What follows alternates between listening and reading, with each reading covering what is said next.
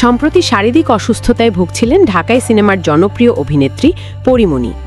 বেশ কিছুদিন হাসপাতালে কাটিয়ে সুস্থ হয়ে সেসব কষ্ট ফেলে এসে আবারও আনন্দের রঙে রাঙিয়েছেন নিজের দিনগুলো। সুস্থ হয়ে তিনি এবার ছেলেকে নিয়ে বেরিয়ে পড়লেন সমুদ্রের টানে।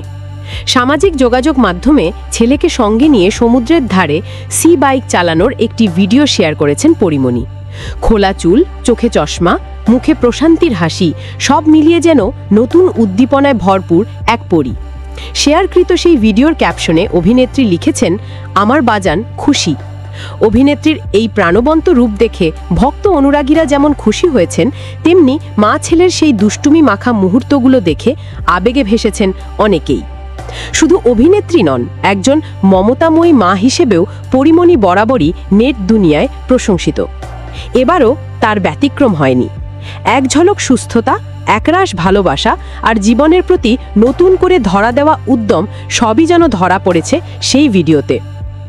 প্রসঙ্গত, উত্তরার দিয়াবাড়িতে মাইলস্টোন স্কুলে বাংলাদেশ বিমান বাহিনীর প্রশিক্ষণরত এক যুদ্ধ বিমান দুর্ঘটনা হলে সেখানে অনেক শিক্ষার্থী নিহত ও আহত হয়, যেটা দেখে পরীমণি নিজের ভেতরের সেই তীব্র মানসিক ধাক্কা সামলাতে না পেরে প্যানিক অ্যাটাকের শিকার হন।